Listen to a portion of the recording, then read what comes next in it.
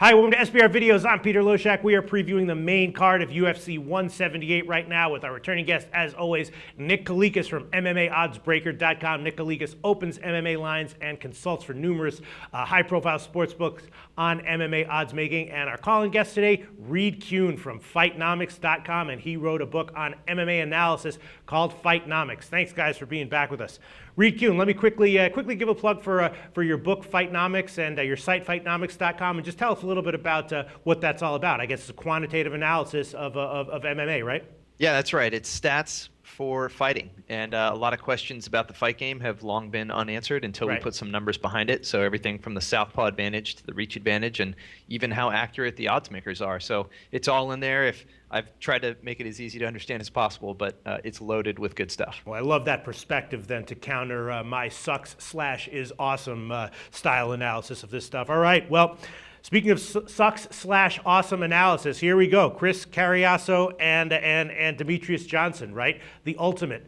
Johnson, well, Chris Cariaso doesn't suck, of course, but according to the odds, Johnson right now 1375 as the favorite. Cariaso on the other side plus 900. And the question here is just, how high can this line go before you have to think, all right, Cariaso has a little bit of value because he's not, he's a solid veteran. Obviously, on paper, he's outclassed, and probably in the ring he will be, in the octagon he will be as well. But, he's a solid veteran. This is like the highlight of his career. He's probably going to be fighting with nothing to lose, which is probably an advantage. Let's start with you, Reed Kuhn. What do your numbers say about this? How much of a favorite should Demetrious Johnson be? Well, anything, once you get to 15-1, 20-1, it starts to get a little bit ridiculous because there's always a small probability that someone will break their hand on the first exchange or blow their knee on the first kick. It has happened in fights. But here it is. It's not quite that extreme. It's pretty long, but it's not. It might even tighten up closer to fight time. On paper, they're not that dissimilar. But the key difference is, first of all, strength of schedule. Johnson has been in against much better talent, and he's performed very well. Chris Cariaso has performed well, just not against the same names. He's been susceptible to submissions in the past. And Johnson is, his speed and power keep getting better. He's going to be timing some excellent counter strikes with Cariaso pushing forward as he tends to do. And I think he's going to walk into something. So I don't really see a path to victory other than, that straight punch or the injury. He's not going to out-wrestle Demetrious Johnson.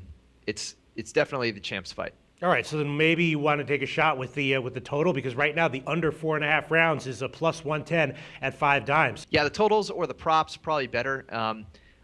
This could go the distance, but I think Demetrious Johnson probably catches Cariaso at some point. So plus money under 4.5 rounds is probably the better play here. Nick Kalikas, where'd you open this line, and how high would this line have to climb before you start to think this is kind of ridiculous? The value, if any, is on Cariaso. Well, I opened the line minus 1425, so the line actually just tightened up a little bit as we get closer to fight time. It's kind of stayed steady, even though it did drop a little bit.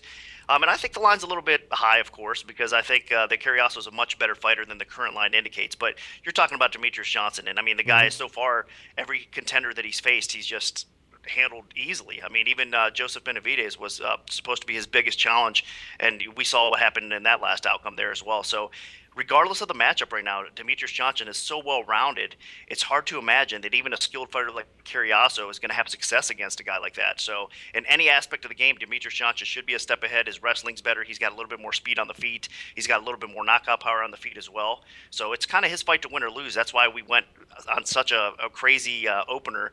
And we got to try to keep people off the parlays, because if this line was a lot lower, everybody in the world would be parlaying Demetrious Johnson here. So then your intent with setting this line is just sort of to push people off of the fight then, basically. Yeah, I think it's probably the smartest way to go, honestly. Like I said, I respect Cariaso, so he's definitely a talented fighter.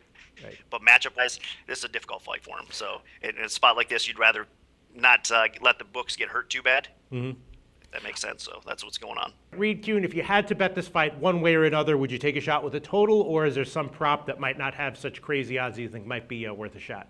Yeah, I think the total is probably a better way to go. Mm-hmm. You're not getting much picking straight up. I would not pick Cariaso to win, and I probably wouldn't even play that side unless it got even further. So, yeah, I think the total is the best approach, and we'll also maybe look at some props. I think Demetrious Johnson might get a finish before it's over. It's hard to figure out when that might happen because he does sometimes finish late.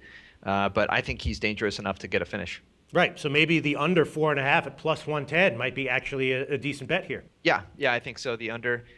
You have the extra round and a half. You have the championship time. Yeah. And flyweights, they do have knockout power. They can get it done, and he did it against Benavidez. All right. So Nick Kalikas, what do you think about maybe a shot with the under 4.5 rounds at plus 110? Do you think that might be the best way to bet this one? I think the plus money might have a little bit of value there because I'm expecting this fight more than likely to hit the cards. But if there is going to be a finish, it'll probably be late. Demetrious Johnson, maybe round 4 and round 5, like you guys said, the championship rounds. And it could be by KO or it could be by sub as well. Cariaso does have a tendency to fade slightly as the fight goes on. But, man, make no mistake, he's going to come game for this fight. He's going to show up. This is the biggest opportunity of his life. I mean, he's getting a title shot at in the flyweight division. So, you can expect the best Cariaso to show up, I think, that's ever showed up. So yeah, it's kind of tricky spot either way. But if there is any value on this fight at all, it probably is the plus money, like you guys said, with the under, because I think there are possibilities of it finishing like that. All right, well, tough fight to bet here, but I think maybe the best play might be on the under 4.5 plus 110, as Reed Kuhn and Nick have hinted at. Thanks so much, guys. The SBR Network offers free sports picks and game breakdowns, big money free betting contests year-round, a real-time Vegas-style odds monitoring service, and much more. So come see for yourself. To stay updated on SBR news and promotions, follow us on Twitter, Facebook, and Google+, and do be sure to subscribe to the Sportsbook Review YouTube channel to catch all our daily sports shows.